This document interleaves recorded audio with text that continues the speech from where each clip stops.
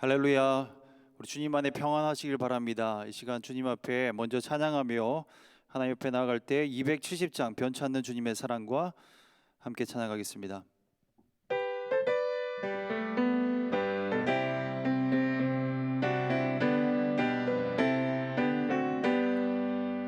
변치 않는 주님의 사랑과 거룩한 보혈의 공로를 우리 다 찬양을 합시다. 주님을 만나볼 때까지 예수는 우리를 깨끗게 하시는 주시니 그의 피 우리를 눈보다 더 희게 하셨네. 우리를 깨끗게 한 피는 무궁한 생명의 물이세. 생명의 구원을 받은 자 하나님 찬양을 합시다. 예수는 우리를 깨끗게 하시는 주시니 그의 피 우리를 눈보다 더 희게 하셨네. 주님의 거룩한 보혈을 날마다 입으로 간증해 담대히 싸우며 나가세. 천국에 들어갈 때까지 예수는 우리를 깨끗게 하시는 주시니 그의 피 우리를 눈보다 더 희게 하셨네. 십자가 단단히 붙잡고 날마다 이기며 나가세. 머리에 멸류관 쓰고서 주 앞에 찬양할 때까지 예수는 우리를 깨끗게 하시는 주시니 그의 피 우리를 눈보다 더 희게 하셔. 예수는 우리를 깨끗게 하시는 주시니 그의 피 우리를 눈보다 더 희게 하셨네. 아멘. 이어서 315장 내 주 되신 주를 참 사랑하고 함께 찬양하겠습니다.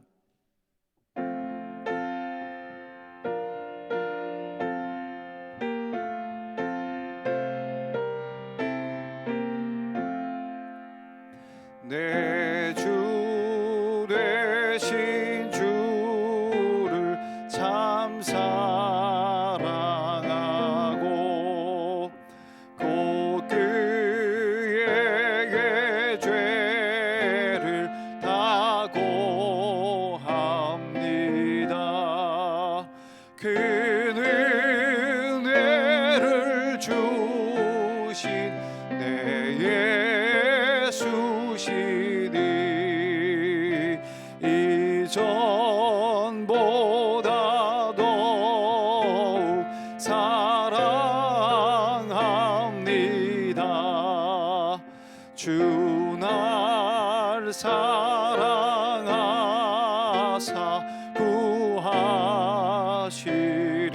구하시려고 저 십자가 고난 당하셨도다. 그 가시관 쓰신 내 주 배우니 이전보다 더욱 사랑합니다.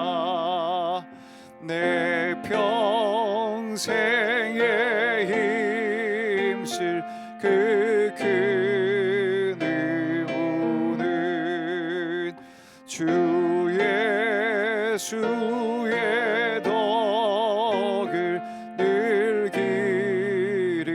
기름이라. 숨질 때에까지 내 할 말씀은 이전보다 더욱 사랑합니다. 그 영광의 나라 나 들어가서 그 풍성한 은혜 늘 감사하리. 그 멸류관 쓰고 나 찬송할 말 이전보다 더욱 사랑합니다.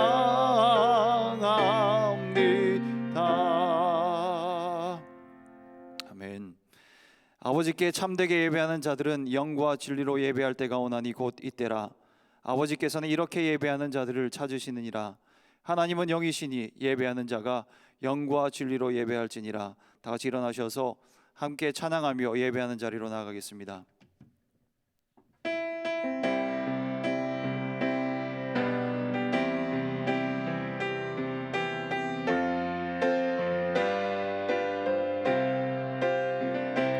우리 주 하나님 그 영광과 존귀를 받기에 합당하신 지금 여기 계신 하나님, 온 천지 만물을 지으시고 다스리는 큰 권능과 능력으로 주의 말씀 이루시리.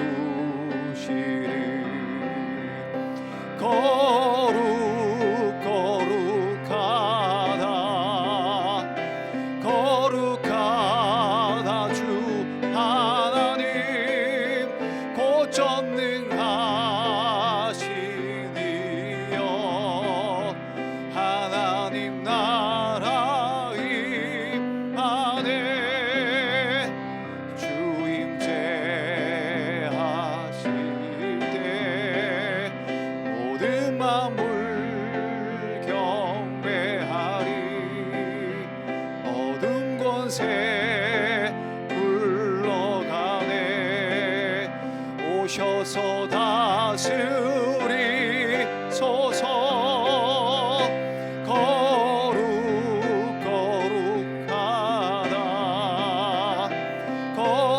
거룩하다 주 하나님, 곧 전능하시니여. 하나님 나라 임하네.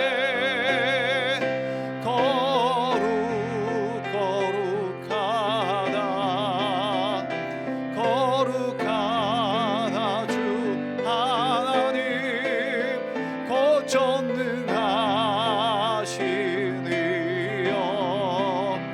하나님 나라 임하네. 하나님 나라 임하네. 이 시간 우리 함께 기도하며 나가도록 하겠습니다. 우리 거룩하신 하나님 앞에 나아갈 때 통회하고 자복하는 심령으로 나아가겠습니다.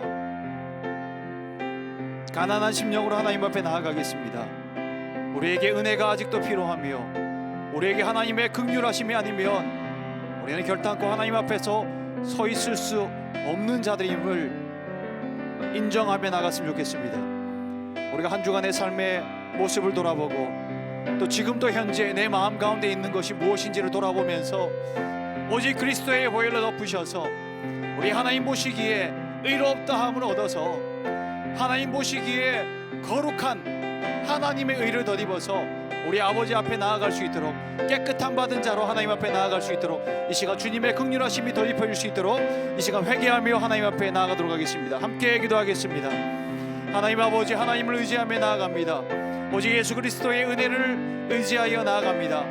하나님, 한 주간의 나의 삶의 모습을 돌아보고 하나님 여러 그 시간들을 돌아볼 때에 하나님 앞에서 거룩하지 못했던 순간들이 대부분이며 하나님의 거룩한 임재로 나아가기에 턱없이 부족한 자임을 고백합니다.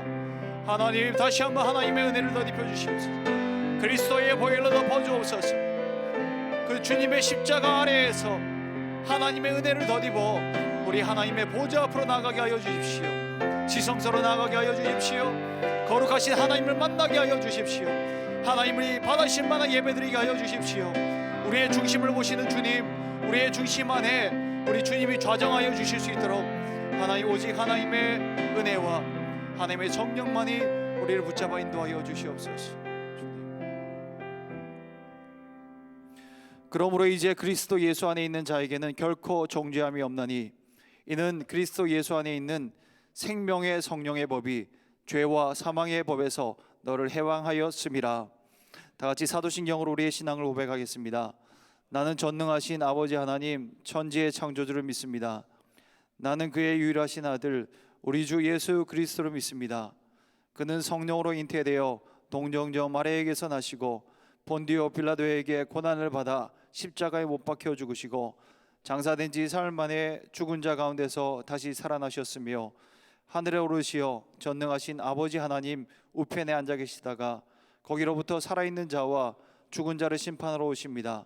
나는 성령을 믿으며 거룩한 공교회와 성도의 교제와 죄를 용서받는 것과 몸의 부활과 영생을 믿습니다. 아멘. 찬송가 15장 함께 찬양하겠습니다.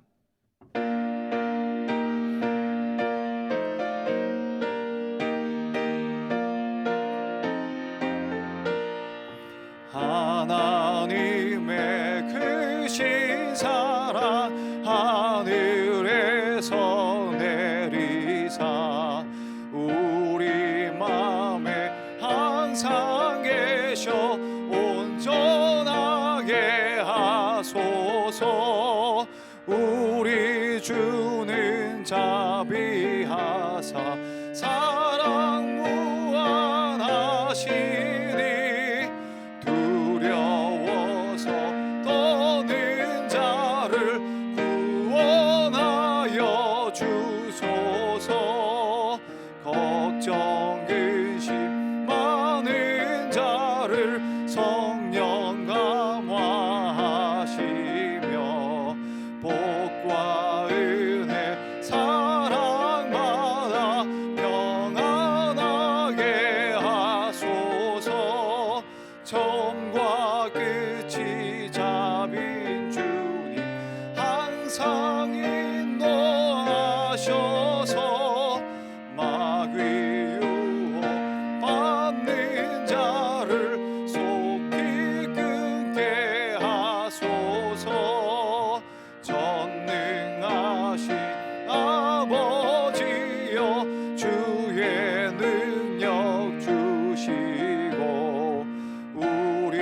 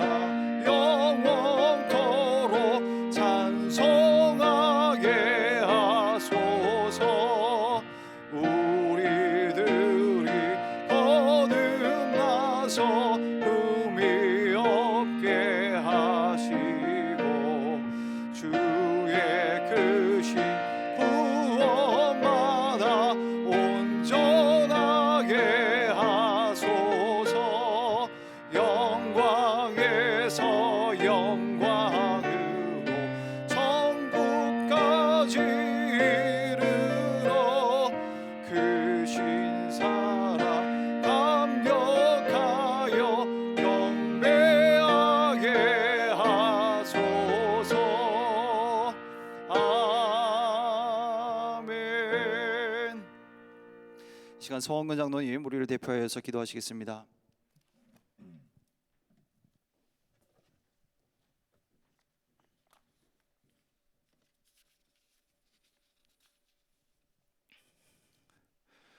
사랑과 은혜가 풍성하신 하나님 아버지의 은혜에 감사합니다. 오늘도 거룩한 주일을 허락하시어 각자 처소에서 온라인을 통해 하나님 앞에 나와 예배드릴 수 있도록 하여 주심에 감사합니다. 지난 한 주간도 말씀대로 살아가지 못하고 매일매일 한순간도 하나님의 은혜 없이는 살 수 없는 것을 알면서도 세상적인 삶과 힘듦에 불평만 하지는 않았는지, 아니면 주님의 자녀로서의 삶이 아닌 세상의 삶에 만족하며 우리의 생각과 욕심에 치우쳐져 살지는 않았는지 이 시간 주님 앞에 진정한 회개를 하는 은혜를 내려 주시옵소서. 언제나 사랑으로 우리와 동행하시는 주님, 코로나19로 인해 다 함께 모여 예배할 수는 없지만 어디에 있든지 마음을 모아 예배드릴 수 있는 환경을 만들어 주신 은혜에 감사드립니다. 또 전염병으로 인해 발이 묶인 듯 보이지만 그로 인해 가정에서 하나님을 더욱 묵상하고 교회에서만 드리는 예배가 자연스럽게 각 개인과 가정의 깊은 곳까지 스며들게 하시니 감사합니다. 성도 간의 교제와 예배당에서 자유롭게 예배드림이 얼마나 소중하고 감사한 일인지 알게 하시고 그동안 편안하게 해온 신앙생활을 회개하게 하시어 이 기간을 통하여 더욱더 주님과 동행하는 삶에 가까워지고 매 순간마다 감사함을 고백할 수 있는 신앙의 성숙된 삶을 살게 해 주시옵소서. 장기화되어 가는 코로나19로 인해 처음에는 걱정과 염려, 불편함 속에 우리의 삶을 방해받아 왔지만 점점 이 상황에 적응해 가고 있음을 느낍니다. 우리의 마음이 혹여라도 편안함을 추구하지 않았는지 되돌아봅니다. 우리의 마음을 붙잡아 주시고 영과 진리로 예배드리는 예배자로 회복되길 기도합니다. 코로나19가 점점 안정화되어 가고 있는 듯하지만 아직도 백신이 개발되지 않은 상황 속에 언제 다시 확산될 위험에 놓여 있습니다. 이번 주부터 사회적 거리두기가 조금 완화가 되어 경제적인 활동과 사회적인 교류가 가능해졌기에 각자가 기다리던 여가 활동과 지인들과의 만남을 재개할 수 있게 되었지만 아직도 이번 코로나19로 인해 고통받는 이웃은 없는지 우리의 눈을 주변에 도움이 필요한 곳을 바라보게 하시고 우리의 발길이 도움의 손길이 필요한 곳으로 나아가게 하시옵소서. 감사하기는 우리의 다문화 사역을 통해 교회 이웃들에게 편지와 문자를 통해 도움이 필요한 가정을 찾게 하셔서 교회 주변의 가정에게 필요한 과일과 식료품을 전달하게 하셨습니다. 그러나 아직도 더 많은 가정들이 이러한 손길을 기다리고 있기에 우리 모두에게 아버지의 긍휼한 마음을 갖게 하시고 우리 공동체 안에 도움이 필요한 가정과 우리 이웃들에게 아버지의 사랑을 나눌 수 있는 우리 모두가 되게 하옵소서. 무슬림을 위한 30일 기도 운동이 진행되고 있습니다. 이 기간을 통해 그리스도의 몸인 우리가 무슬림을 위한 하나님의 마음을 깨닫는 시간이 되게 하시고 이 기도의 시간들을 통해 그리스도께 돌아오는 많은 무슬림 형제 자매들이 영원히 주어진 하늘나라의 삶을 소망하며 그들이 이 땅에서 하나님의 자녀의 삶을 기쁨으로 누리며 살 수 있기를 위해 기도하는 저희들이 되게 하여 주옵소서. 오늘도 단위에 세우신 오성감 목사님을 통해 전하시는 말씀을 우리 모두가 마음밭에 깊이 새겨 한 주의 삶도 말씀으로 힘을 얻고 살아가게 하여 주옵소서. 교육자들을 영육간의 강건함으로 지켜주시고 주님이 맡기신 교회의 사역들이 충성되이 감당되는 저들이 되게 하여 주옵소서. 이 예배가 영상을 통해 보는 예배가 아니라 온전히 하나님께 드려진 예배가 되도록 성령께서 보호해 주시고 인도해 주시길 기도드립니다. 예배를 위해 수고하는 찬양팀, 영상팀, 전산팀 등을 기억하여 주시고 보이지 않아도 교회 곳곳에서 봉사하는 모든 손길들을 주님 기뻐하여 주시고 축복하여 주옵소서. 오늘도 살아계셔서 우리의 모든 기도와 간구를 들으시고 아버지의 평강을 허락하시는 예수 그리스도의 이름으로 기도드립니다. 아멘.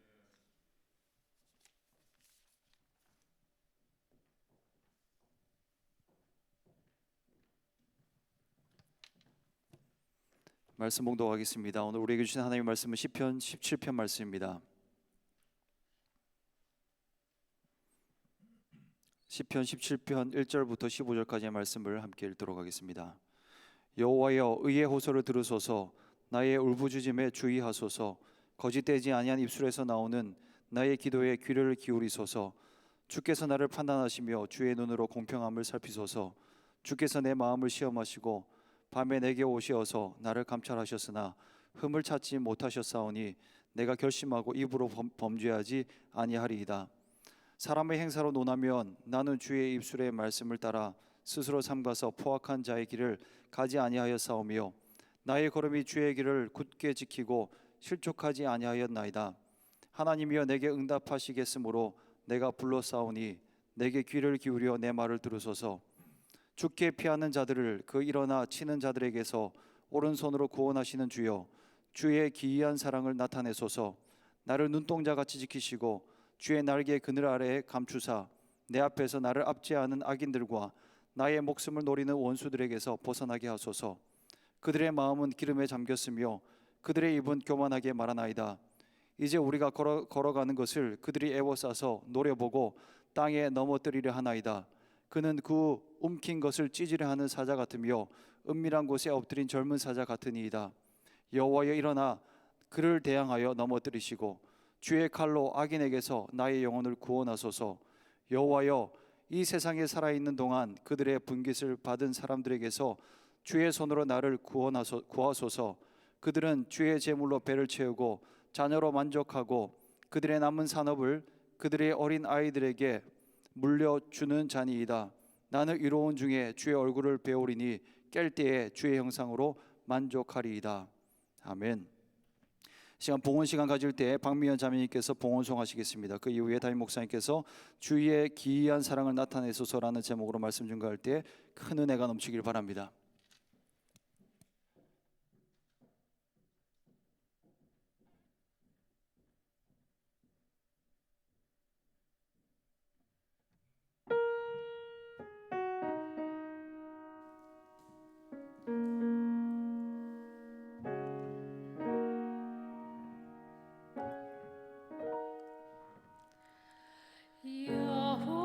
여호와는 나의 목자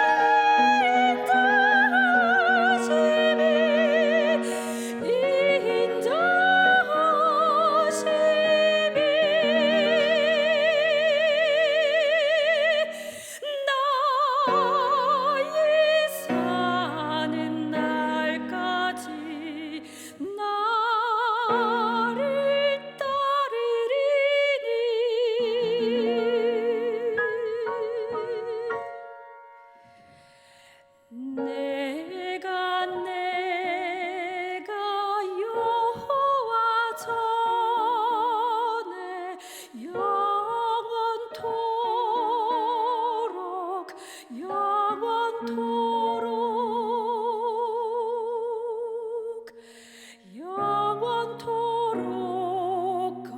거하리로다.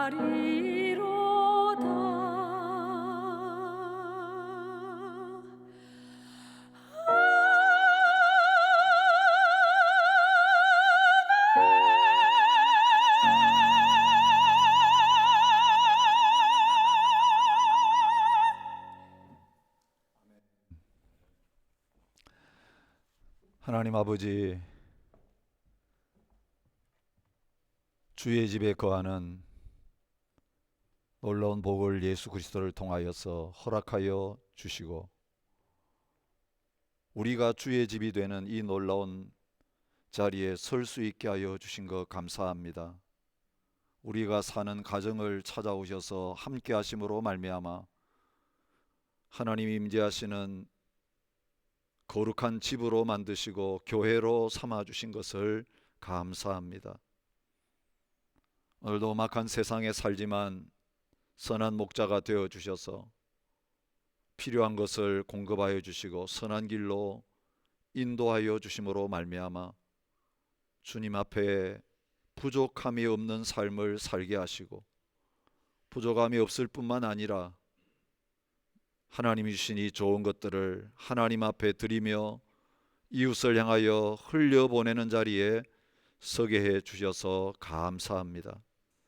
하나님, 오늘 이 시간도 감사함으로 드린 모든 찬양과 예배를, 그리고 이 예물을 주님 연락하여 주시옵소서. 주의 이름이 높임을 받으시기 원합니다. 주님의 이름이 온 세상 가운데 증거되기를 원합니다. 주님의 사랑이 온 열방을 향하여 흘러가는 이 일에 쓰임받게 하여 주시옵소서. 오늘도 우리에게 예배할 자유를 허락하시고 자유롭게 말씀을 전하고 들을 수 있게 하시니 감사합니다. 우리가 함께 이곳에 있지 못하지만 성령 하나님께서 공간을 뛰어넘어서, 시간을 뛰어넘어서 주님 앞에서 하나 되어지고 주님의 음성을 듣는 역사가 일어나게 하여 주옵소서. 감사드리며 예수님 이름으로 기도드립니다. 아멘. 오늘부터 드디어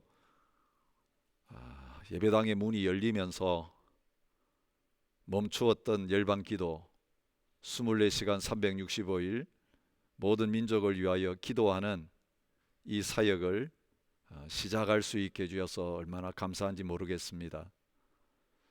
다칠 때는 아주 급하게 다쳤는데 교회 문이 열릴 때는 서서히 시간을 두고 열리게 되는 것을 보면서 하나님께서 이렇게 하신 뜻이 계신다라고 하는 것을 생각하게 됩니다.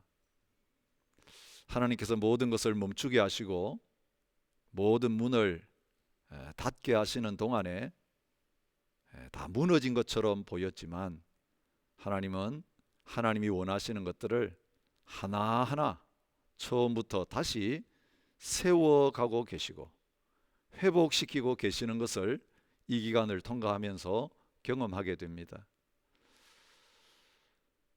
함께 예배하지 못하는 동안에 하나님께서 우리의 가정을 회복시키시는 놀라운 일들을 행하고 계시는 것을 볼 수 있었습니다. 그저 가족들이 모여서 밥 먹는 곳, 자는 곳이 아니라 온 가족들이 그리스도 안에서 한 몸이 되고 진정한 사랑의 교제를 나누고 서로 섬기고 그곳에 하나님 모시고 예배하는 성전으로, 거룩한 교회로 가정들을 세워가시는 그런 일들을 행하고 계시는 것을 볼 수 있었습니다. 그리고 이제 가정을 회복시키시는 이 일을 계속 진행하시면서 하나님은 당신의 교회를 기도의 집으로, 우리 성도 한 분 한 분을 기도하는 성전, 열방 기도 센터로 회복시키시고 세우시는 일을 하기를 원하십니다. 여러분, 가정과 기도가 무슨 관계가 있습니까? 예, 관계가 있습니다. 성경은 분명히 부부의 관계가 막히면 기도가 막힌다고 말씀하고 있습니다. 부모와 자녀의 관계도 마찬가지입니다. 사람과의 관계가 끊어져 있고 막혀 있는데 하나님 앞에 나와서 기도할 때에 하나님과의 관계가 회복될 수 없습니다. 성도들이 하나님 앞에서 믿음의 가족인데 우리 사이에 관계가 막혀 있으면 함께 모여 예배한다고 해도 하나님과의 소통이 일어나지를 못합니다. 그래서 같이 모여 예배하는 것보다 더 중요한 것은 관계 회복입니다. 우리가 함께 모여서 예배하게 되었을 때에 모든 성도들이 회복된 모습으로 하나님 앞에 모여서 우리의 예배가 하나님의 임재를 경험하면서 하나님 앞에 온전하게 드려지는 그런 예배가 되어질 수 있기를 원합니다. 이제 기도의 자리를 열고 하나님 앞에서 기도하는 동안에 하나님께서 저희 교회를 온전한 기도의 집으로, 만민의 기도하는 집, 만민이 모여 기도하는 집으로 다시 기초를 닦으시고 세우시는 놀라운 일들이 일어났으면 좋겠습니다.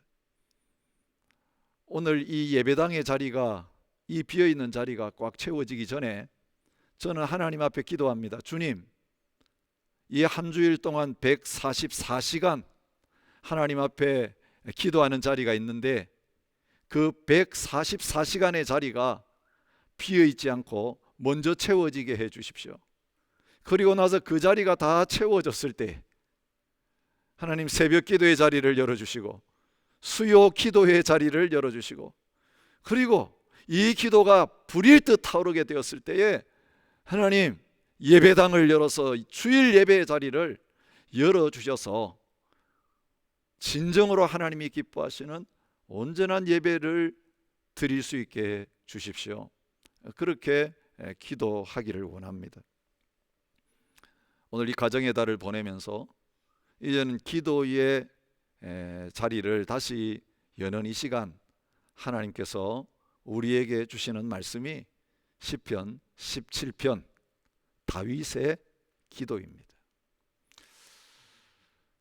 하나님 앞에서 이 말씀을 묵상하는 가운데 이 다윗의 기도를 통해서 하나님 우리에게 주시기를 원하시는 메시지를 간단하게 하나로 정리해 보았습니다.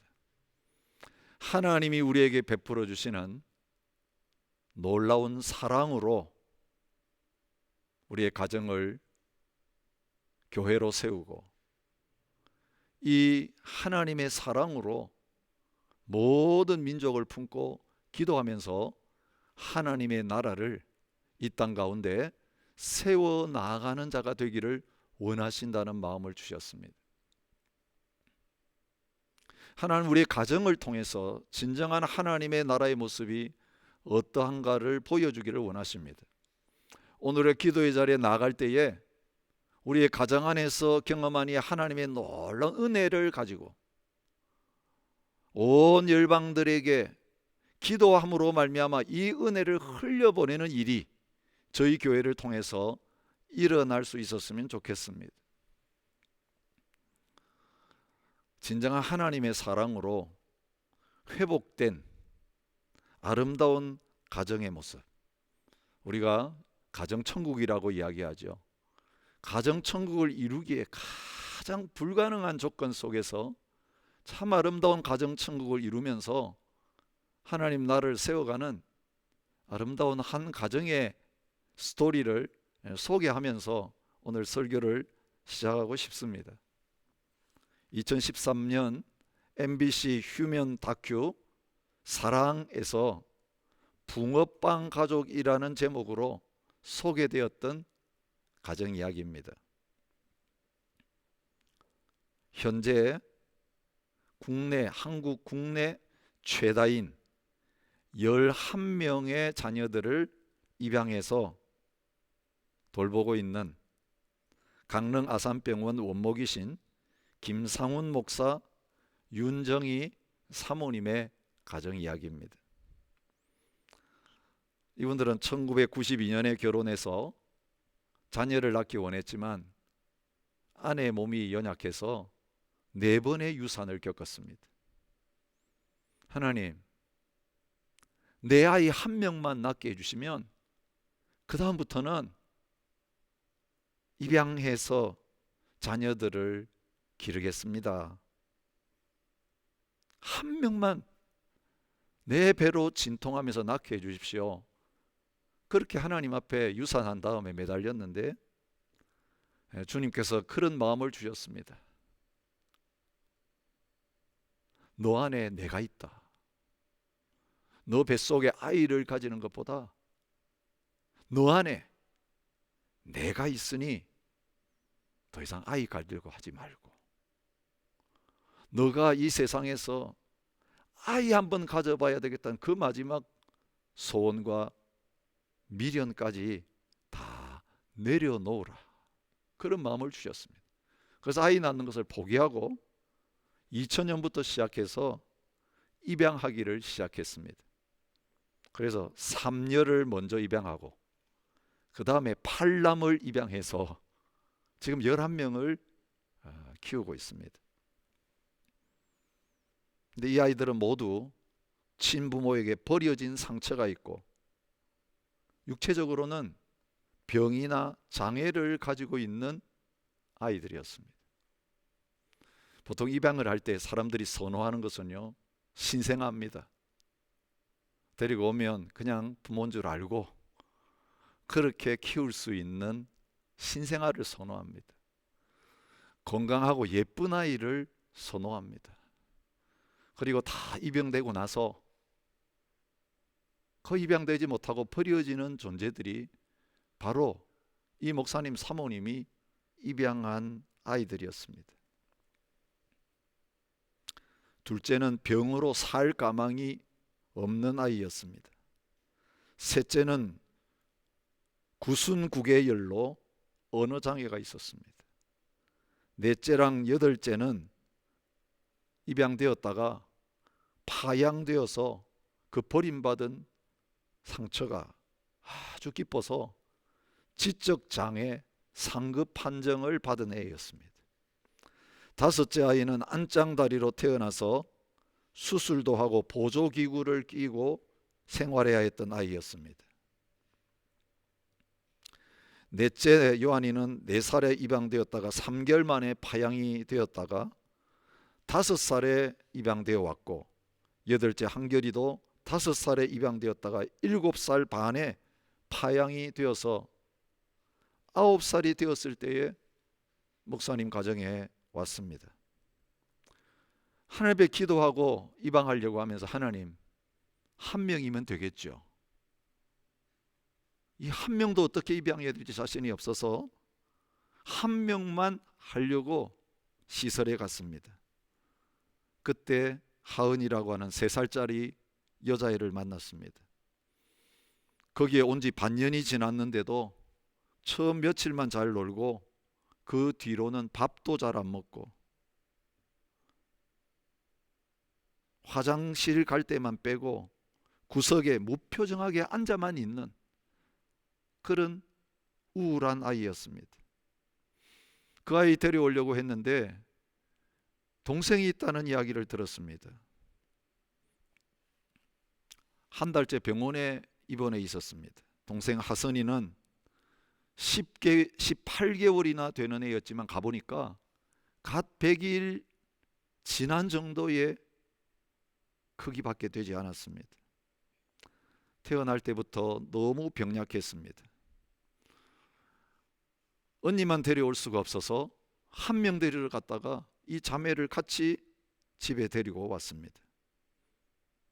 입양할 때부터 기침이 잦았는데 병명을 못 찾다가 2004년이 되어서야 서울대병원을 통해서 폐쇄성 모세기관지염이라는 거 알게 되었습니다. 치명률이 높아서 어른들 가운데는 이 병을 앓고 있는 사람이 없는 병이었습니다. 이 아이 고쳐만 주시면 내가 목사 되겠습니다. 아버지는 이 아이의 병을 놓고 하나님 앞에 살려만 달라고, 고쳐달라고 그렇게 부르짖었습니다. 아내는 살려주시면 내가 신장 기증하겠습니다. 그런 제목을 놓고 하나님 앞에 부르짖었습니다. 도무지 살 수 없는 아이가 하나님 은혜로 다시 회복이 되어졌고, 지금은 간호사가 되어서 아픈 사람들을 돌보는 그런 자리에 있게 해 주셨습니다. 이 응답으로 남편은 잘 나가던 건축업을 내려놓고 50세가 되어서 목사 안수를 받고 지금 병원에서 어려운 사람 돌보는 원목 생활을 하고 있습니다. 아내만 신장 이식을 한 것이 아니라 부부와 같이 신장 이식을 했습니다. 셋째 하민이는 언어장애를 안고 왔지만은 몇 번의 수술을 거듭한 다음에 정상이 되어서 간호 선수를 거쳐서 이제는 선교사를 꿈꾸는 신학생이 되었습니다. 다섯째 사랑이는 안짱다리로 태어나서 못 걷던 아이였는데 3년 만에 걷기 시작했고 뛰기 시작했고 쇼트트랙 스케이트 선수를 거쳐서 지금은 사격 선수가 되었습니다. 사실 육체적인 장애보다 더 큰 어려움을 가진 아이는 입양되어 갔다가 파양되어서 돌아온 아이였습니다. 특별히 넷째이자 장남인 요한의 스토리가 가슴을 뭉클하게 합니다. 친부모가 베트남에서 근로자로 오신 분들이었습니다. 병원에 애 낳아놓고 사라졌습니다. 4살 때 입양 갔다가 3개월 만에 파양되고 그 상처로 퇴행성 발달 장애를 앓고 있었습니다. 입양 당시에 IQ를 재보니까 60이었습니다. 지적 장애인이었습니다. 사모님을 엄마라고 부르는데 3년이 걸렸습니다. 초등학교 입학 전에 한글 가르쳐 주려고 아무리 노력해도 배우려고 하지 않았습니다. 책상 밑에 들어가면 종일토록 나오지도 않았습니다. 그래서 엄마가 책상 밑에 같이 들어가 가지고 앉아서 함께 책을 읽고 간식을 먹고 그렇게 생활해야 했습니다. 아토피가 심해서 먹는 밥은 황토물을 받아 가지고 따로 지었고 가족 모두가 라면이나 과자류는 일절 입에도 대지 못했습니다. 플라스틱이 좋지 않다고 해서 요한이가 먹는 그릇은 사기 그릇으로 교체했습니다. 옷도 몸에 좋은 순면만 입혔습니다. 6개월 정도 지나니까 요한이가 조금씩 부부를 바라보기 시작했습니다. 가끔 눈도 맞추고 웃기도 했습니다. 그런데 7살 되던 해 유치원 재롱 잔디 때 사건이 생겼습니다. 애들 발표 무대가 다 끝나고 선생님들이 아이들 다 앞으로 나오라 그래가지고 엄마 사랑해요 라고 말하게 했습니다. 부모님들 모셔놓고 재롱잔치니까 다른 애들은 엄마 사랑해요 아주 밝은 얼굴로 소리쳤습니다. 그때 요한이는 온 교실이 떠나가도록 큰 소리로 나 엄마 안 좋아해 그렇게 소리쳤습니다. 이 아이에게 엄마 되려고 그동안 했던 모든 노력이 한순간에 물거품이 되는 기분이 들었습니다. 온 세상이 멈추는 것 같은 느낌이었습니다. 그래서 집에 와서 울었습니다. 이제는 새롭게 시작할 마음도 사라졌습니다. 그때 목사님이 저렇게 말하는 요한이의 마음은 어떻겠어? 그 말을 들으면서 그 요한이가 받았을 그 상처와 아픔과 그 마음을 헤아려 볼 수 있게 되었습니다. 그래서 그날 저녁에 요한이를 끌어안고 울었습니다. 미안하다, 미안하다. 더 사랑하지 못하고 더 배려하지 못해서 미안하다. 그 아이를 붙들고 미안하다고 울고 있는데 기적이 일어납니다. 요한이가 엄마를 끌어안고 울기 시작했습니다. 그것이 치유의 순간이었습니다. 그날 이후부터 요한이는 바뀌기 시작했습니다. 발달 장애를 이겨냈고 그 11명의 자녀 중에서 딴 건 다 못하고 공부만 제일 잘하는 아이가 됐습니다. IQ 130의 수제 소리를 들었고 올백을 받으면서 반에서 1등을 놓치지 않는 아이로 바뀌어졌습니다. 다 문제와 어려움을 가지고 있는 아이를 보내주셨는데 그 아이들이 하나도 구김살 없이 낙오되지 아니하고 정상적이고 건강한 자녀들로 성장하고 있습니다. 사모님의 고백입니다. 어떻게 그렇게 할 수 있었는가?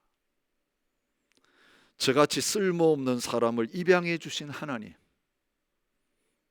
끝까지 참고 믿어준 우리 하나님 아버지 때문에 내가 살아갈 수 있었고 거기다 하나님을 아버지라고 부를 수 있는 놀라운 특권을 누리잖아요. 그렇게 주님께서 저를 입양해 주신 걸 생각하면 그 은혜 조금이라도 보답하고 싶어서 다들 키우기 어렵다는 아이들을 자녀 삼고 싶다는 생각을 했어요.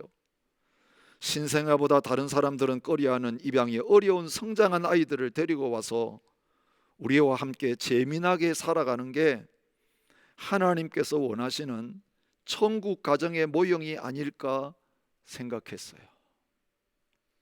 그리고 실제로 그 천국 가정의 모형을 보여주고 있습니다. 사실은 살기 참 어려운 상황인 거예요. 한 달에 목사님 사례가 200만 원이라 그래요. 그런데 원래 하나님 앞에서 가정을 이루면서 서약했던 대로 2분의 1은 하나님 앞에 드려요. 그리고 다른 모든 것 떼고 그 어려운 가운데서 도와주는 곳이 많고 50만 원으로 이 13명의 가정이 살고 있어요.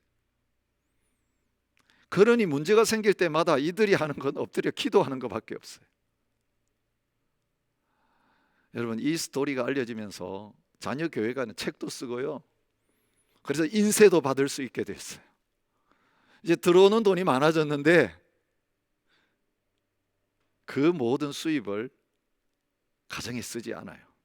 또 바깥으로 다 흘려보내면서 물질이 풍부해졌다고 기도를 실까 봐서 계속해서 하나님 앞에 의존할 수밖에 없는, 기도하지 않으면 물질 공급도 끊어질 뿐만 아니라 하나님의 은혜와 사랑이 흘러 들어올 수가 없기 때문에 그 힘들고 어려운 상황 가운데서도 하나님 바라보면서 하나님 주시는 사랑으로 가정을 세워나가는 이 모습 읽으면서 얼마나 감동이 됐는지 모르겠습니다. 오늘 우리는 가정을 제대로 세울 수 없는 이런저런 이유들을 너무 많이 이야기합니다. 근데 여러분, 다 우리가 낳은 자식이잖아요. 숫자도 많지 않잖아요. 이 호주 땅에서 얼마나 좋은 조건 속에서 우리가 키우고 있습니까? 사실 자녀를 더 잘 키우고 가정을 더 잘 세우려면 하나님 이것도 필요해요, 저것도 필요해요, 온갖 필요한 것들 우리가 구하면서 이게 없어서 못하고 저거 없어서 못한다고 하는데 결국 핵심은 무엇입니까? 진정한 하나님의 사랑이 우리에게 없기 때문에 우리 가정에서, 우리의 자녀들에게, 우리 부부들 안에서 이 진정한 하나님의 사랑을 흘려보내지를 못하니까 결국은 세워지지 못하고 깨지고 흔들리고 무너지는 그런 일들이 일어나는 것입니다. 오늘 우리는 이 시편을 통해서 다윗이 하나님 앞에서 기도하는 내용이 무엇인가라고 하는 것을 발견합니다. 이런저런 많은 기도를 하는데요, 오늘 본문에서 하나님이 가장 핵심적으로 다윗이 구하는 것, 그리고 우리가 구해야 될 것 보여주시는데 주의 기이한 사랑을 나타내소서라고 하는 내용입니다. 여기에 모든 해답이 다 들어있습니다. 사실은 기이한 사랑을 나타내소서라고 번역이 됐는데 사랑을 놀랍게 나타내 주십시오. 사실 그렇게 번역해야 마땅합니다. 그 히브리 단어가 딴 게 아니고 헤세드예요. 기이한 사랑이라고 번역한 단어가 헤세드입니다. 인자라고 번역되기도 하고 은총이라고 번역되기도 하고 사랑이라고도 번역이 돼 있죠. 그건 무엇입니까? 사랑받을 자격이 있기 때문에 사랑해 주는 것이 아니라 하나님이 사랑하기로 결정하셨기 때문에 언약을 맺으셨기 때문에 하나님의 자녀들에게 하나님의 백성들에게 베풀어 주시는 조건 없는 무한한 사랑을 표현하고 있는 것입니다.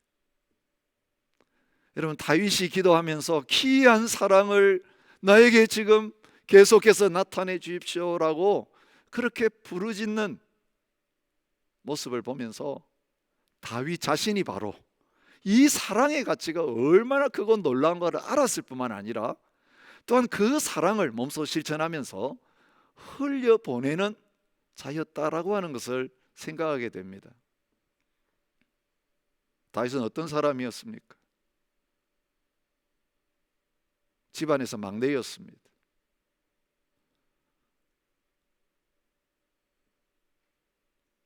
형들은 하지 않는 일들을 목동의 자리에 앉아서 해내야만 하는 사람이었습니다. 하나님께서 이런 다윗을 왕이 되게 하셨습니다. 그러시면서 그에게 놀라운 언약을 맺으셨습니다.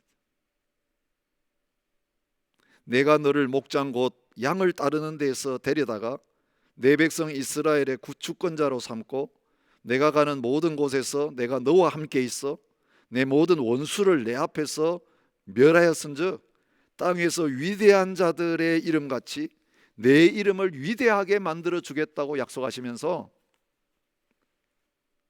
그가 짓기를 원하는 성전은 그의 아들을 통해서 짓게 하겠다고 하시면서 그의 집안에 놀라운 복을 주시는데 나는 그에게 아버지가 되고 그는 내게 아들이 되리니 그가 만일 죄를 범하면 내가 사람의 매와 인생의 채찍으로 징계하려니와 내가 내 앞에서 물러나게 한 사울에게서 내 은총을 빼앗은 것처럼 그에게서 빼앗지 아니하고 내 집과 내 나라가 내 앞에서 영원히 보존되고 내 왕위가 영원히 견고하리라 그렇게 언약을 맺어 주셨습니다.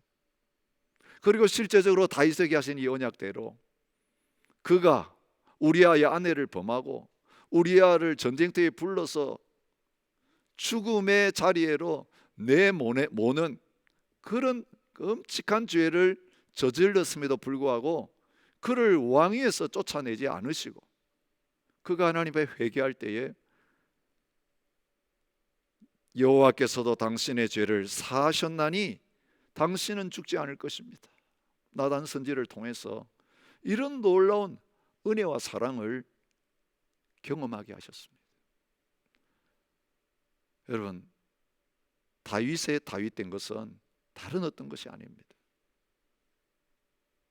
그가 하나님의 큰 은혜와 사랑을 받았음에도 불구하고 교만하여져서 그 사랑을 저버렸는데 그 언약을 깨뜨렸는데 하나님께서는 그 언약적인 사랑을 거두지 않으시고 그를 용서해 주셨을 뿐만 아니라 바로 우리아의 아내였던 밧세바를 통해서 하나님의 사랑을 받는 솔로몬이 태어나게 하시고 그 솔로몬을 통해서 그 성전을 짓는 놀라운 하나님 나라의 역사를 이루어가게 하시는 거 보면서 하나님의 사랑이 어떤 사랑인가를 그는 경험했습니다. 그는 사랑을 경험하는 자리에만 있지 않았습니다. 그 사랑을 흘려보냅니다. 원수였던 사울을 끝까지 사랑합니다. 그 원수의 아들이었던 요나단과 언약적인 사랑의 관계 속에 들어갑니다. 여인을 향한 사랑보다 더 더했다라고 말하죠. 생명을 내놓는 그 진정한 사랑의 관계 속에 들어갑니다. 사울이 죽고 요나단이 죽었을 때에 그대로 있지 않습니다. 그 사랑을 그 원수의 집안에 흘려보내기 위해서 사울의 후손을 찾습니다. 내가 그 사람에게 하나님의 은총을 베풀고자 하노라. 그러면서 저는 다리를 가지고 있었던 무비보셋을 찾아내어서 자기의 상에 앉히고 그 아버지 할아버지가 가지고 있던 모든 것들을 누리면서 그의 가족이 되는, 한 상에서 먹고 마시는 그런 은혜를 누리게 만들고 있는 것을 보게 됩니다. 다윗은 이 세상에서 하나님의 은혜가 얼마나 귀한지, 그 헤세드의 사랑이 얼마나 소중한지를 알고 있었습니다. 지금 이 기도를 할 때의 다윗의 상황은 어떻습니까? 너무너무 기가 막히고 억울한 상황 가운데 있습니다. 오늘 본문에 보면 다윗은 하나님 앞에서 별로 잘못한 것이 없었습니다. 1절에서 의의 호소를 들으소서 그렇게 말합니다. 3절에서는 말합니다. 하나님이 내 마음을 감찰해 보셨지만 흠을 하나님이 찾지 못하셨습니다. 하나님 앞에 당당합니다. 4절에 말합니다. 사람의 행사로 논해도 주님의 말씀 따라서 스스로 삼가서 포악한 자들의 길은 내가 걸어가지 않았습니다. 주님의 길을 걸으면서 순종의 삶을 살았기 때문에 사람들 앞에서도 나는 부족한 게 없습니다. 15절에도 의로운 중에서 내가 주님의 얼굴을 배울 것입니다. 하나님과 사람 앞에서 의로운 자리에 있었던 것을 이야기하고 있습니다. 바르게 살았습니다. 말씀대로 살았습니다. 시편 1편이 말하는 그 복이 있는 자의 모습을 그대로 살고 있는 사람입니다. 그런데 형통함이 따르지 않았습니다. 세상적인 복이 따르지 않았습니다. 그에게 찾아온 것은 악인들의 압제였습니다. 9절은 그의 상태를 이렇게 말합니다. 내 앞에서 나를 압제하는 악인들과 나의 목숨을 노리는 원수들이 있었다고 말합니다. 그들의 마음은 기름에 잠겼으며 그들의 입은 교만하게 말하나이다. 이제 우리가 걸어가는 것을 그들이 애워싸서 노려보고 땅에 넘어뜨리려 하나이다. 그는 그 움킨 것을 찢으려 하는 사자 같으며 은밀한 곳에 엎드린 젊은 사자 같습니다. 사자처럼 먹이를 노리는 그 악인들이 기회를 엿보고 그를 공격하는 그런 자리에 있는 것을 보여주고 있습니다. 근데 그를 더 힘들게 했던 것은 무엇이겠습니까? 그런 자들이 이 세상에서는 형통하다는 것. 하나님의 말씀의 길을 걸어가는 거룩한 삶을 사는 그는 이런 고난 가운데 있는데 그들은 형통합니다. 여호와여 이 세상에 살아있는 동안 그들의 분깃을 받은 그 사람들은 14절이 말해요. 세상에선 그들이 자기 몫을 차지하면서 잘 되고 있는 것을 말합니다. 그들은 주의 재물로 배를 채우고 자녀로 만족하고 그들의 남은 산업을 그들의 어린 아이들에게 물려주는 자니이다. 자기 살 때도 배부르고 죽어서 자손들에게 유산을 남겨주는 그런 모습을 바라보고 있습니다. 그러면서 하나님 이 기가 막힌 억울한 상황에서 하나님 앞에 울부짖으면서 기도하고 있습니다. 여호와여 의의 호소를 들으소서. 나의 울부짖음에 주의하소서. 거짓되지 아니한 입술에서 나오는 나의 기도에 귀를 기울이소서. 주께서 나를 판단하시며 주의 눈으로 공평함을 살피십시오. 이게 공평한 일입니까? 이게 정의입니까? 하나님 과연 살아 계십니까? 하나님 감찰하십니까?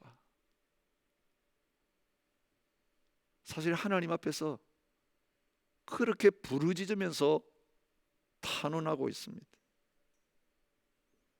그런데 이렇게 부르짖는 가운데 6절에 보니까 그렇게 울부짖고 하나님 앞에 탄원하면서도 반드시 하나님이 응답하실 것이라고 하는 것에 대한 믿음이 표현되고 있습니다. 하나님이여 내게 응답하시겠으므로 내가 불렀사오니 내게 귀를 기울여 내 말을 들으소서. 그러나 하나님이 그의 기도를 반드시 응답하실 것을 확신하면서 하나님 앞에 울부짖고 있습니다. 여러분, 무엇이 다윗으로 하여금 그 기막힌 상황 속에서 하나님이 반드시 응답하실 것이라고 하는 것을 확신하면서 하나님 앞에 나와서 부르짖게 하고 있습니까? 다윗이 바라보았던 하나님이 기이한 사랑을 베푸시는 하나님이었기 때문에 그렇습니다.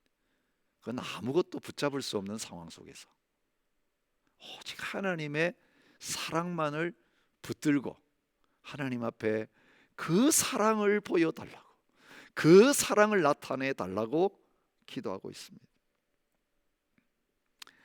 오늘 우리가 묵상했고 또 앞으로 묵상하게 될 다윗의 시편 속에서 비슷한 이런 상황이 처할 때마다 다윗은 하나님의 사랑을 구하는 비슷한 기도를 수없이 드리고 있는 것을 봅니다.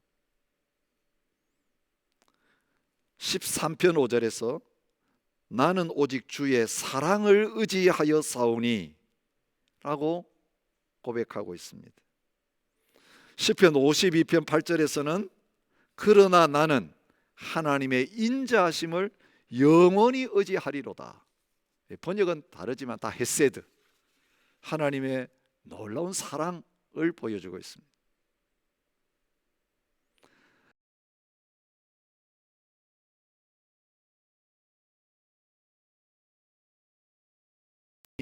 영원부터 있어 싸우니 주여 이것들을 기억하옵소서. 40편 11절부터 13절에서도 여호와여 주의 긍휼을 내게서 거두지 마시고 주의 인자와 진리로 나를 항상 보호하소서. 여호와의 은총을 베푸사 나를 구원하소서.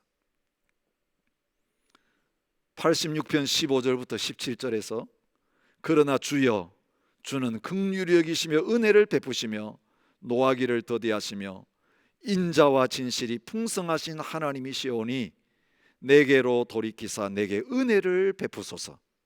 주의 종에게 힘을 주시고 주의 여종의 아들을 구원하소서. 은총의 표적을 내게 보이소서. 하나님의 은혜 말고는 붙잡을 것이 없는 것을 고백하면서 끝까지 하나님의 사랑 하나 붙들고 늘어지고 있는 그의 모습을 봅니다.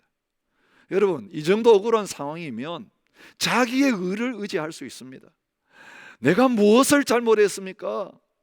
욥처럼 그 고난 속에서 사람들을 향하여, 하나님을 향하여 나는 잘못 없는데 왜 나에게 이런 일이 왔습니까? 그렇게 말할 수 있습니다. 그런데 그는 오직 하나님의 사랑만 의지합니다.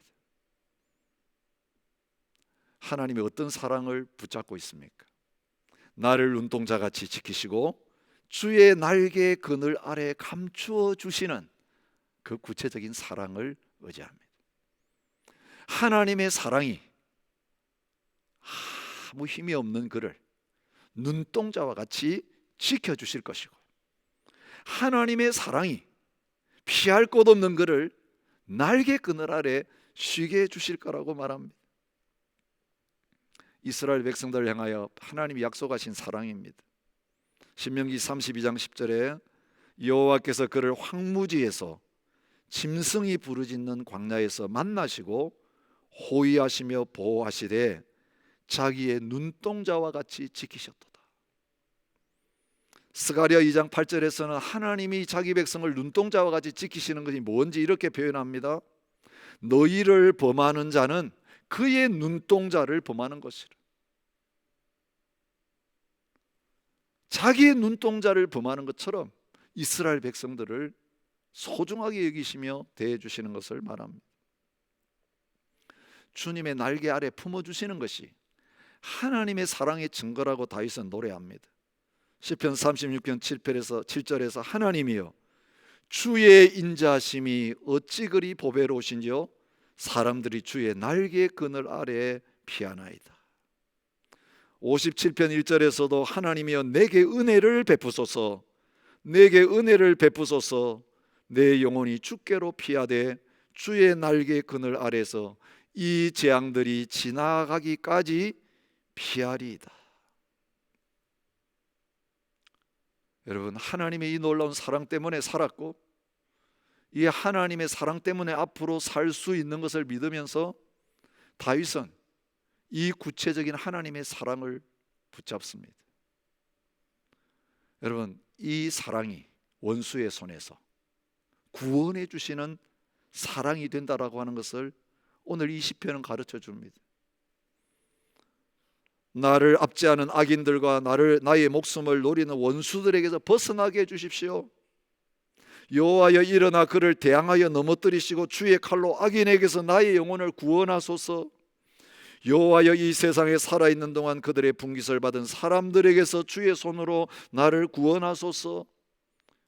그 원수에게서부터 구원해 주시기를 바라면서 그 기도가 확실하게 응답되어지는 것을 하나님의 사랑, 하나님의 자비에 근거해서 확신하고 있는 것입니다.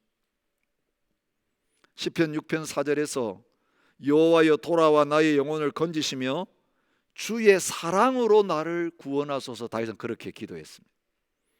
31편 16절에서 주의 얼굴을 주의 종에게 비추시고 주의 사랑하심으로 나를 구원하소서 기도합니다. 109편 26절에서 여호와 나의 하나님이여 나를 도우시며 주의 인자하심을 따라 나를 구원하소서. 143편 12절에서 주의 인자하심으로 나의 원수들을 끊으시고 내 영혼을 괴롭게 하는 자를 다 멸하소서. 나는 주의 종이니이다. 그렇게 기도하고 있는 것입니다.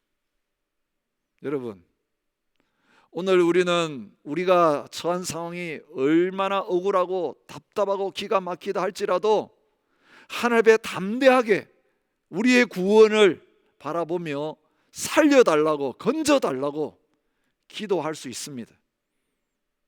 때때로 오늘 우리 자신이 잘못해서 이런 공경에 처했다 할지라도 여러분, 다윗이 자신의 잘못으로 말미암아 그 아들들에게 쫓겨다니고 자신의 부족함으로 말미암아 그 나라에 여러 가지 어려움들을 불러와서 그런 고난 가운데 있을 때에도 여전히 하나님의 구원을 바라보면서 기도했던 것처럼 우리도 하나님의 사랑을 의지하고 부르짖으며 간구할 수 있는 것입니다.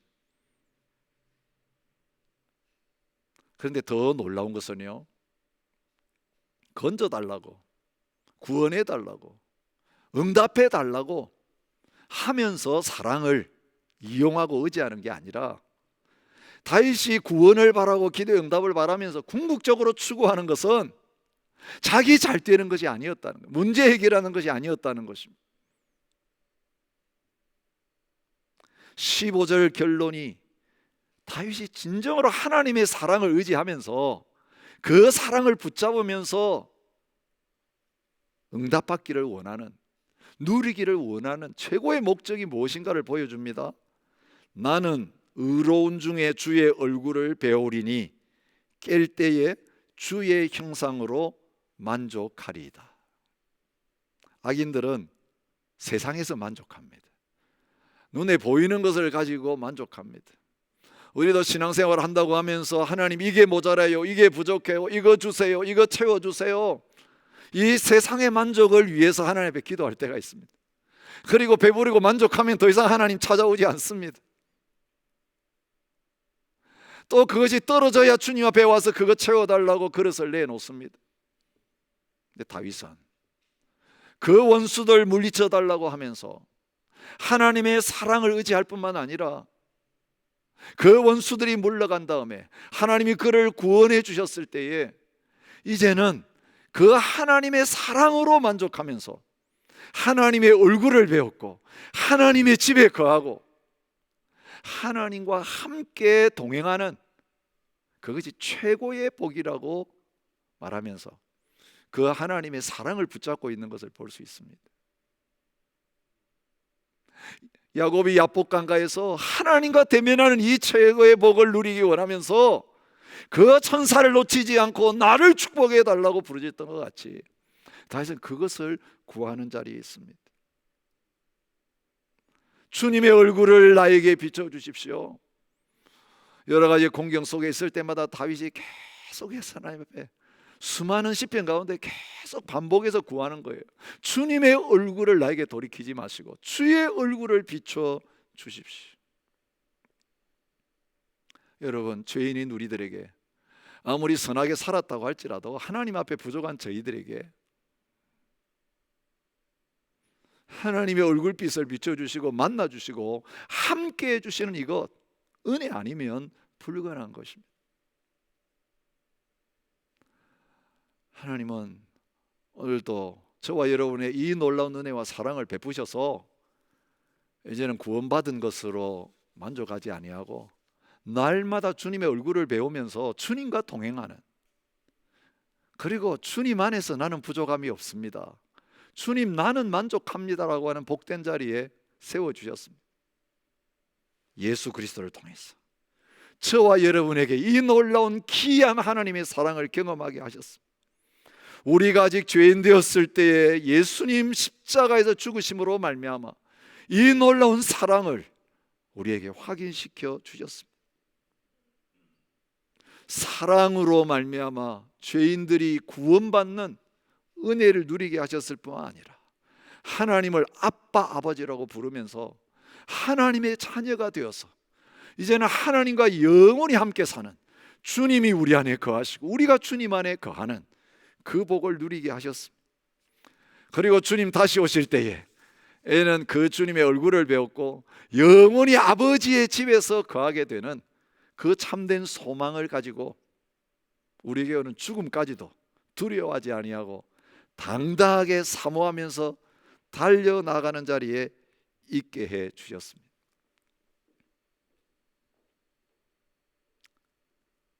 오늘도 우리가 경험한 이 사랑으로 우리의 가족들을 대하고 무너진 관계와 공동체를 회복시켜 나가는 저와 여러분이 되시기 바랍니다. 범죄하는 열방들을 바라보면서 여전히 그들을 사랑하시는, 그들을 위해 탄식하며 울고 계시는 그 아버지 하나님의 마음을 알고 그 하나님의 약속의 말씀, 언약의 말씀, 그 변하는 사랑을 붙들고 그들을 위해 중보하며 그들을 축복하는 가운데 이 열방을 하나님의 나라로 세워나가는 자리에 서게 되는 저와 여러분이 되시기를 바랍니다. 만약 오늘 우리에게 이 사랑이 없다면 오늘 우리가 구해야 될 건 딴 거 아닙니다. 우리를 힘들게 하는 다른 어떤 일이 아닙니다. 힘들게 하는 어떤 사람 바꿔달라고 하는 게 아닙니다. 주님, 나에게 이 사랑이 필요합니다. 주님이 필요합니다. 다윗이 그 기막힌 상황 속에서도 귀한 하나님의 사랑을 보여달라고 부르짖었던 것처럼, 그리고 그 사랑을 경험했던 것처럼 저와 여러분 그 사랑을 구하며 그 사랑으로 만족하며 그 사랑을 흘려보내어서 모든 것을 회복시키는 이 복된 자리에 다 서실 수 있기를 주님의 이름으로 축복합니다. 우리 함께 찬양하면서 하나님 앞에 기도하면서 이 사랑을 구하는 자리에 함께 나갔으면 좋겠습니다.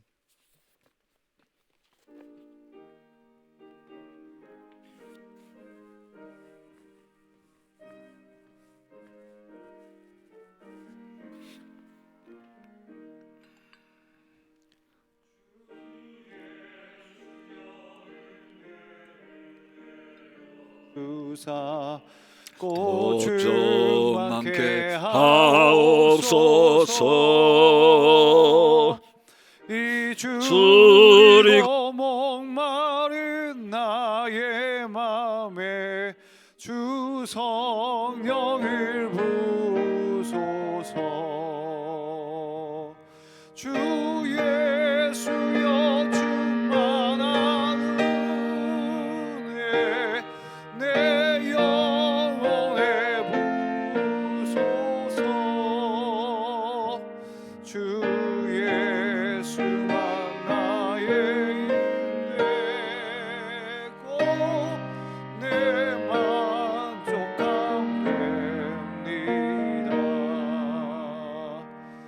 주 예수여 죄에서 풀어주사 날 정결케 하옵소서. 이 세상의 유혹이 나의 맘에 들 못하게 하옵소서. 주 예수여 충만한 은혜 내 영혼에 부으소서. 주 예수만 나의 힘내고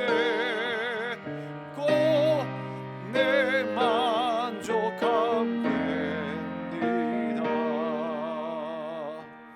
옛 야곱이 천사와 씨름하던 그 믿음을 주옵소서.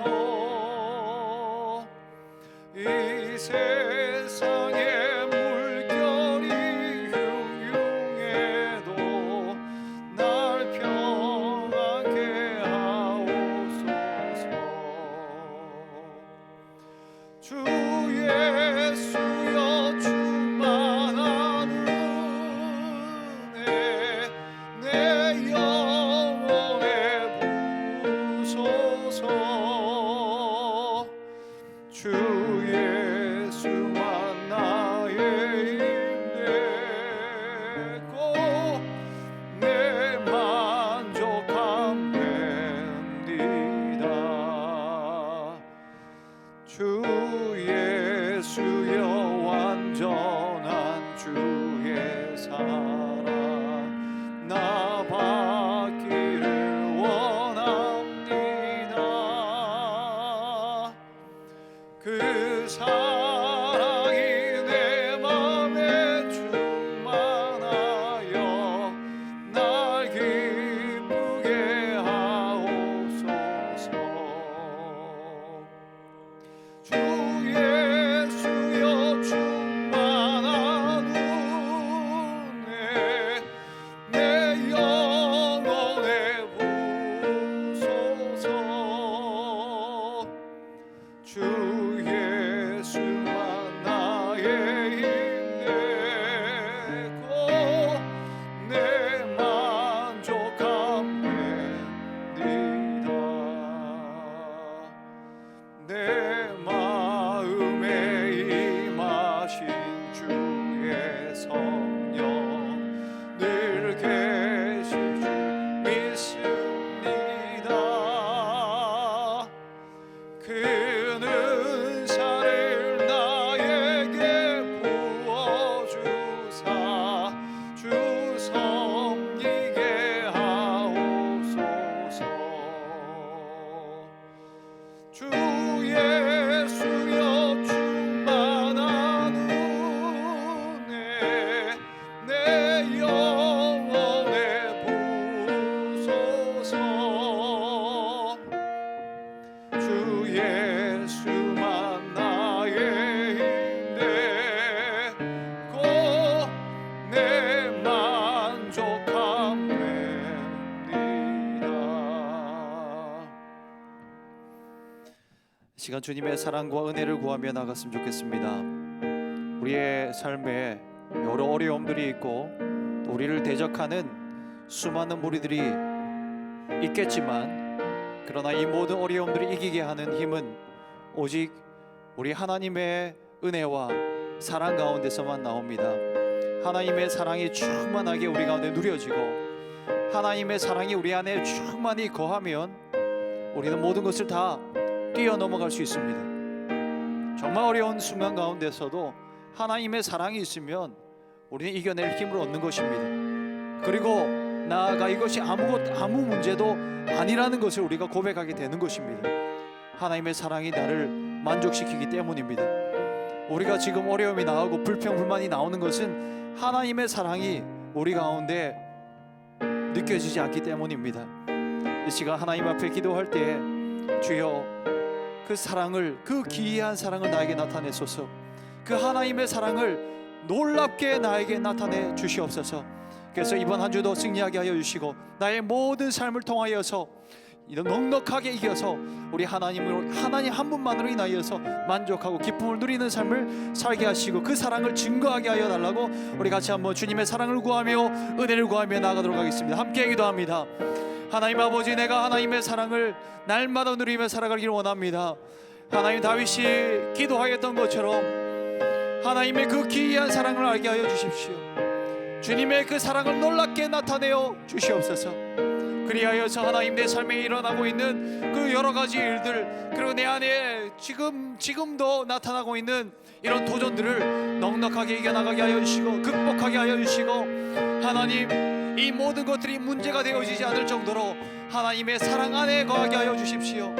하나님의 사랑에 충만한 가운데 거하게 하여 주십시오. 우리 하나님 아버지의 그 놀라운 사랑 때문에, 우리 예수님의 그 완전한 은혜 때문에 내 안에 만족감을 누리며 하나님, 이것으로 인하여서 나를 대적하는 사람일지라도, 원수 같은 존재일지라도 내가 사랑하고 섬기는 자리로 나아가게 하여 주시옵소서. 하나님, 그리스도의 그 사랑이 날마다 성령 안에서 깨달아지게 하여 주시고 날마다 더 알게 하여 주시고 하나님을 더 사랑하게 하여 주시고 그 주님의 사랑으로 말미암아 이 땅 가운데 하나님의 뜻을 완전히 이루며 살아가게 하여 주시옵소서. 승리케 하여 주옵소서. 주님, 우리의 통장이 비어 있는 것이 문제가 아니고 우리의 먹을 것이 없어서 배가 줄인 것이 문제가 아니고 이 세상의 여러 가지 조건들이 우리에게 없는 것이 문제가 아니고 하나님으로 충만하지 못하고 하나님 한 분만으로 만족하지 못하고 충분한 사랑과 은혜를 주셨는데 이 은혜를 깨닫지 못하고 살아가는 것이 가장 큰 영적인 문제인 것을 깨닫게 해주셔서 감사합니다.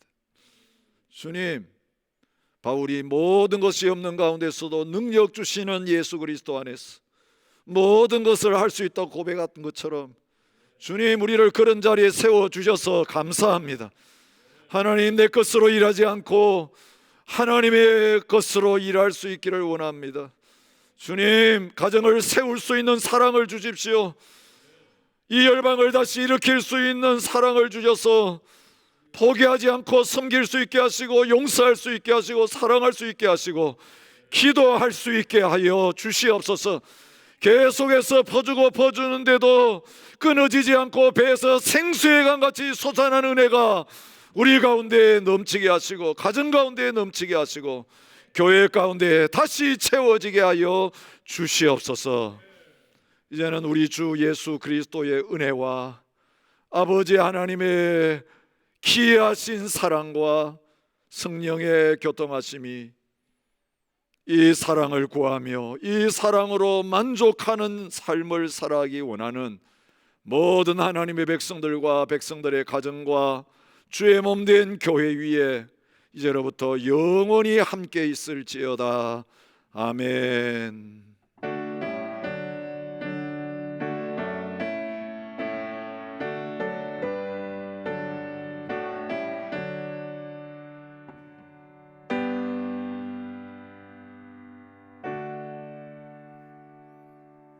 주님의 사랑이 충만히 여러분 안에 거하시길 바랍니다.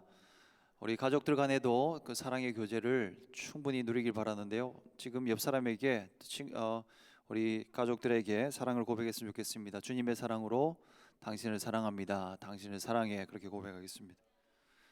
감사합니다. 사랑합니다. 우리 교우들 안에도 이 사랑의 충만함이 누려졌으면 좋겠습니다. 교회 소식 전해드리겠습니다. 우리 정부와 호주 정부와 그리고 NSW 정부의 그 정책 완화에 따라서 이제 월요일부터 24365 기도를 재개하도록 하겠습니다. 그 기도실을 사용하실 수 있는데요. 기도실은 한 명이 사용하는 것을 원칙으로 합니다. 그리고 더 기도하실 분들은 본당에서 1.5m 간격을 유지하시고 더 기도하실 수 있습니다. 그 24365 기도는 여러분이 주의하셔서 이 광고를 참고하셨으면 좋겠는데, 그 1분기 신청하신 분들은 또 그대로 스케줄에 따라서 또 연락 받으신 분들 받으셨으리라 생각을 하는데 그대로 기도하실 수 있고요. 그리고 이 스케줄은 이 기도 담당자가 누구인지 그리고 비어 있는 곳은 어떤 시간이 있는지는 홈페이지에서 여러분 확인하실 수 있습니다. 홈페이지 들어가셔서 그 스케줄을 보면 누가 기도를 그 시간에 하는지 그리고 비어 있는지를 확인하실 수 있습니다. 그래서 비어 있는 시간에 기도하기를 또 원하시는 분들은 홍승희 장로님에게 여러분 연락해 주셔서 또 신청해 주실 수 있고 또 혹 신청하지 않는다 하더라도 여러분 본당에서도 언제든지 또 기도를 하실 수 있습니다. 그래서 기도의 불이 꺼지지 않는 그런 시간이 되었으면 좋겠고 기도로 인해서 하나님께서 우리를 통해서 일하시는 것을 볼 수 있는 그런 기간이 되었으면 좋겠습니다. 더불어서 무슬림을 위한 30일 기도 계속해서 진행 중에 있습니다. 끝날까지 또 기도 제목 나갈 때마다 여러분 공유되는 기도 제목을 가지고 또 성령께서 주시는 감동을 따라서 무슬림들을 위해서 기도해 주시길 부탁드립니다. 신방 요청 계속해서 받고 있고요. 주일 예배와 또 수요 예배 새벽 기도회는 유튜브를 통해서 여러분 들으실 수 있습니다. 이번 한 주간도 주님 안에서 만족감을 누리시고 승리하는 한 주가 되어지길 바랍니다. 사랑하고 축복합니다.